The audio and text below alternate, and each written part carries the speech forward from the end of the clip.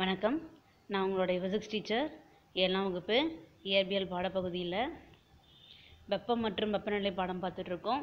போன பாடப்பகுதியில் நம்ம வெப்பம்னா என்ன, வெப்பநிலைனா என்ன, வெப்பத்தை அளவிடக்கூடிய அலகு என்ன, வெப்பநிலையை அளவிடக்கூடிய அலகுலாம் என்ன, அளவீட்டு முறை பற்றி இது எல்லாமே நம்ம பார்த்தோம்.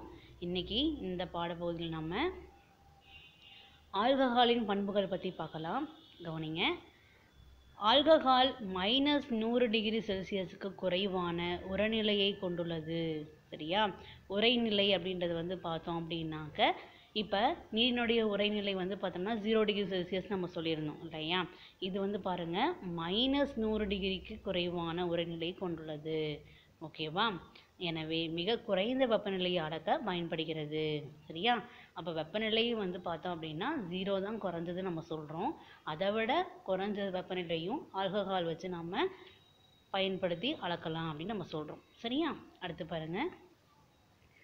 1 டிகிரி செல்சியஸ் வெப்பநிலை உயர்வுக்கு அதன் விரிவடையும் தன்மை அதிகமாகும். சரியா? இப்போ 1 டிகிரி செல்சியஸ் நீங்கள் வெப்பநிலை கொடுத்தீங்க அப்படின்னா அது அதிக அளவில் விரிவடையக்கூடிய தன்மை இருக்குது அப்படின்னு நம்ம சொல்கிறோம். சரியா?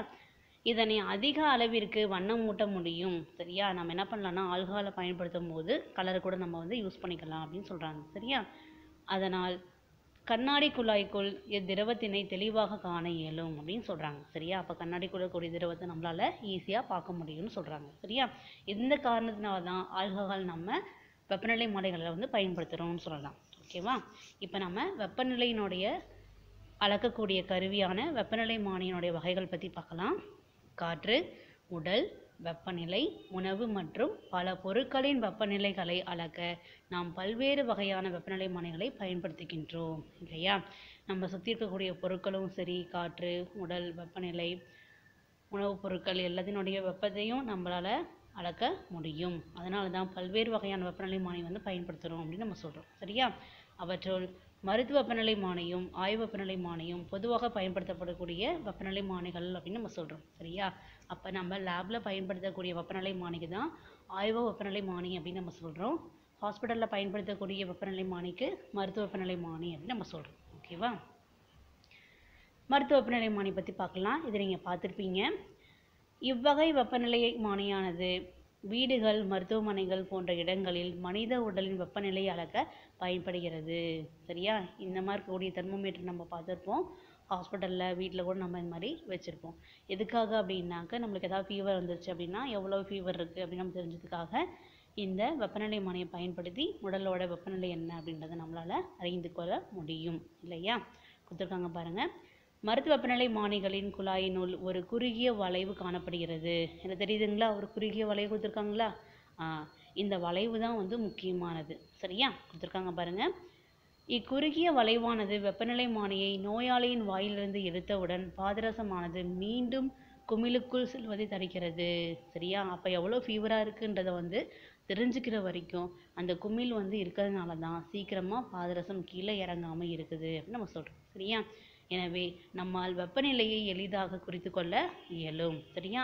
ஈஸியாக நம்மளோட உடலோட வெப்பநிலை என்ன அப்படின்றத நம்மளால் ஈஸியாக குறிச்சிக்க முடியும். சரியா? பாதரச இலைக்கு இருபுறமும் 2 வெப்பநிலை அளவுகோல்கள் காணப்படுகின்றன. அவற்றுள் ஒன்று செல்சியஸ் அளவுகோல், மற்றொன்று ஃபாரன்ஹீட் அளவுகோல் ஆகும். சரியா? இதில் பார்த்துருப்பீங்க. இதில் அளவீடுகள் கொடுத்துருக்காங்க. செல்சியஸ் அளவீடும் கொடுத்துருக்காங்க, ஃபாரன்ஹீட் அளவீடும் கொடுத்துருக்காங்க. சரியா? நல்லா கவனிச்சுக்கோங்க. ஃபாரன்ஹீட் அளவீடானது செல்சியஸ் அளவீட்டினை விட நுட்பமானது என காரணத்தால் உடலின் வெப்பநிலையானது ஃபாரன்ஹீட்டில் அளக்கப்படுகின்றன. சரியா? செல்சியஸை விட ஃபாரன்ஹீட்டு தான் நம்மளுக்கு நுட்பமானது அப்படின்னு நம்ம சொல்கிறோம். அதனால தான் நம்ம ஹாஸ்பிட்டல்லையுமே பார்த்தோம் அப்படின்னா ஃபாரன்ஹீட் அளவீட்டை தான் பயன்படுத்துகிறாங்க. சரியா? மருத்துவ வெப்பநிலை மானியானது குறைந்தபட்ச வெப்பநிலையாக 35 டிகிரி செல்சியஸ் அல்லது 94 டிகிரி ஃபாரன்ஹீட் வெப்பநிலையும் அதிகபட்ச வெப்பநிலையாக 42 டிகிரி செல்சியஸ் அல்லது 108 டிகிரி ஃபாரன்ஹீட் வெப்பநிலையும் அளக்கக்கூடியது.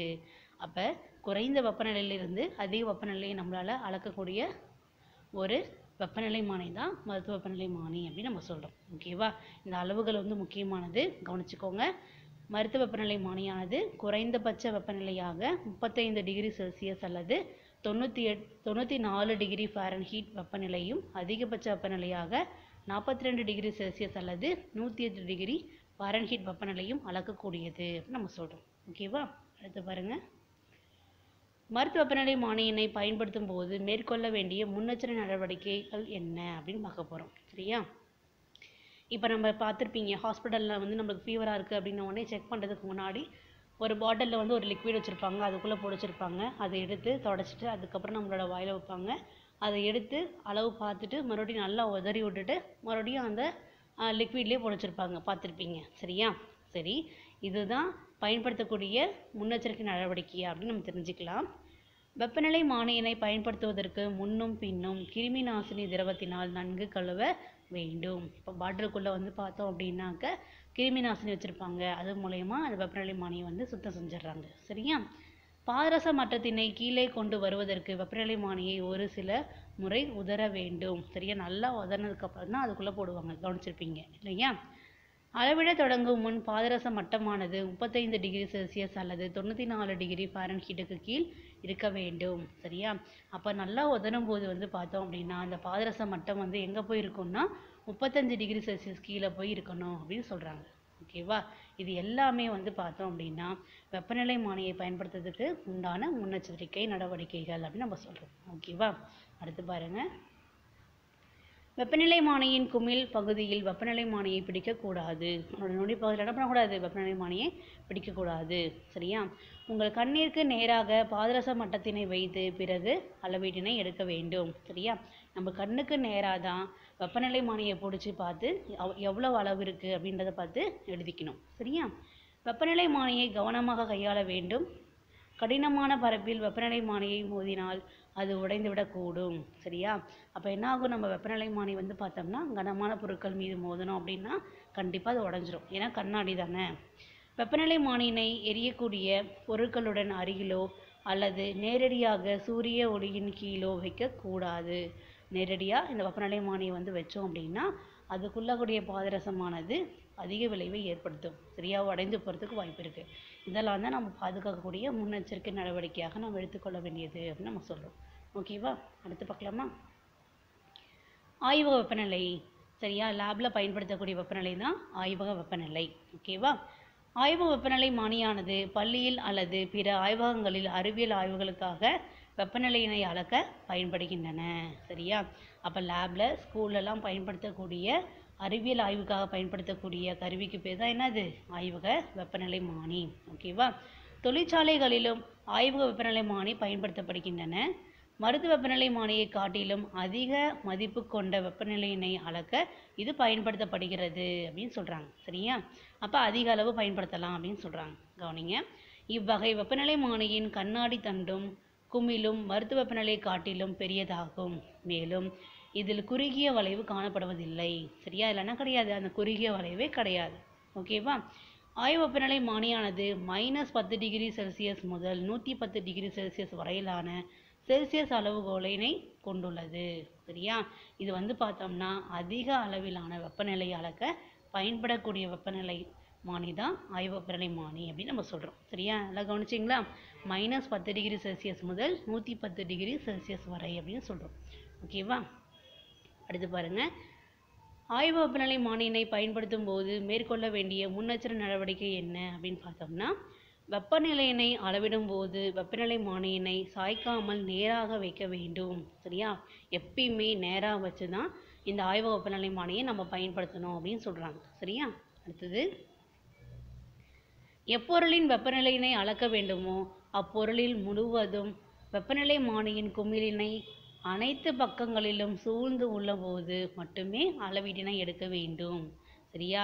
அப்போ எந்த பொருளோடைய வெப்பநிலையை நம்ம அளக்க விரும்புகிறோமோ அந்த பொருளோடைய முழுவதுமாக என்னவாக இருக்கணும்? தொட்டுக்கொள்ள இருக்க மாதிரி இருக்கணும், வெப்பநிலை மானி வந்து இருக்கணும் அப்படின்னு சொல்கிறாங்க. சரியா? இப்போ ஒரு திரவத்தினுடைய வெப்பநிலை அளக்கிறோம் அப்படின்னா அந்த திரவத்துக்குள்ளே பாதி அளவாச்சும் என்ன இருக்கணும்? அந்த முழுவதுமாக வெப்பநிலை மானி மூழ்கி இருக்கணும் மாதிரி பார்த்துக்கணும். சரியா? அடுத்து பாருங்கள், உங்களுக்கு தெரியுமா கொடுத்துருக்காங்க, மனிதர்கள் வெவ்வேறு உடல் வெப்பநிலையினை பெற்றுள்ள போதிலும் அவர்களின் சராசரி உடல் வெப்பநிலை 37 டிகிரி செல்சியஸ், அதாவது 98.6 டிகிரி ஃபாரன்ஹீட் ஆகும். மேலும் ஒவ்வொருவரும் ஒரே மதிப்பிலான வெப்பநிலையினை நாள் முழுவதும் பெற்றிருப்பதில்லை. சரியா? இப்போ நம்மளோட உடல் வெப்பநிலை வந்து பார்த்தோம் அப்படின்னா காலையிலேருந்து சாயங்காலம் வரைக்கும் ஒரே மாதிரி இருக்காது. ஓகேவா? நாம் செய்யும் வேலைகளுக்கு ஏற்பவும் பிற சூழ்நிலைக்கு ஏற்றாற் போலவும் நமது உடல் வெப்பநிலையானது நாள் முழுவதும் சிறிது உயர்வதும் தாழ்வதுமாக உள்ளது. சரியா? நம்ம நினச்சிட்டு இருப்போம் நம்ம உடம்பு சூடாக இருக்குதே, நம்மளுக்கு ஃபீவராக இருக்குமா அப்படின்னு நினைப்போம் இல்லையா? இங்கே சொல்லியிருக்காங்க இல்லையா, நம்ம செய்யக்கூடிய வேலைக்கு ஏற்றாற் போலவும் பிற சூழலுக்கு ஏற்றாற் போலவும் நம்மளோட உடல் வெப்பநிலையானது உயர்வதும் தாழ்வதுமாக இருக்கும் அப்படின்னு சொல்கிறாங்க. ஓகேவா? அடுத்து பார்க்கலாமா?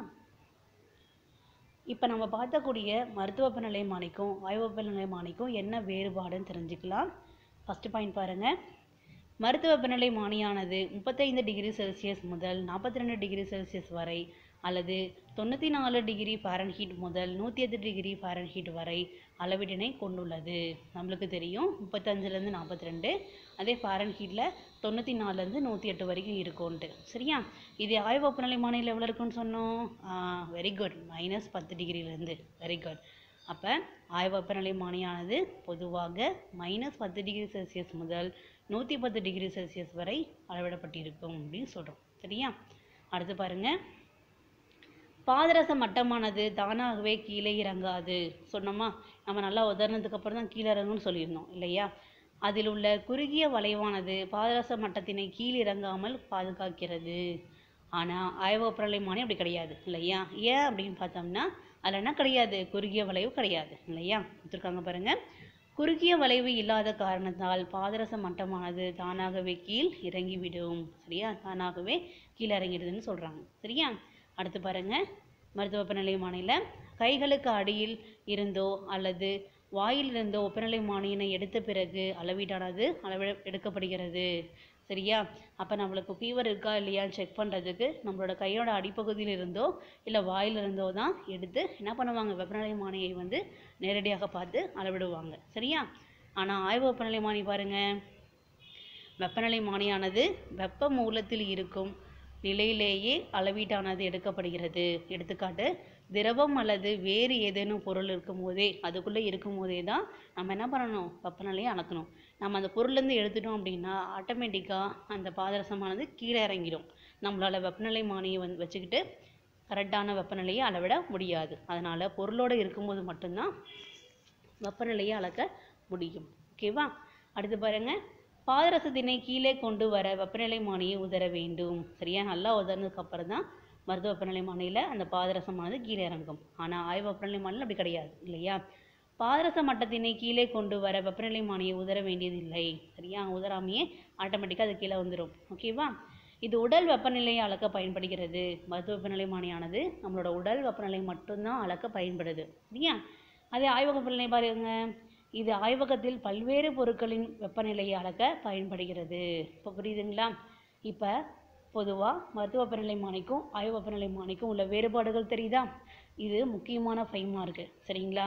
அதனால் இதை என்ன பண்ணுங்க அப்படின்னா எழுதி வச்சு படித்து ஒவ்வொரு பாயிண்டாக திரும்ப திரும்ப படித்து எழுதி பாருங்கள். ஓகேவா? இன்றைக்கி பாடப்பகுதியில் நம்ம வெப்பநிலையோடைய அளக்கக்கூடிய வெப்பநிலைமானியோட வகைகள் பற்றி பார்த்தோம். ஆய்வு வெப்பநிலைமானி பற்றி பார்த்தோம். மருத்துவ வெப்பநிலைமானி பற்றி பார்த்தோம். அதனுடைய வேறுபாடுகள் பற்றி பார்த்தோம் இல்லையா? இது எல்லாமே திரும்ப திரும்ப படித்து எழுதி பாருங்கள். ஓகேவா?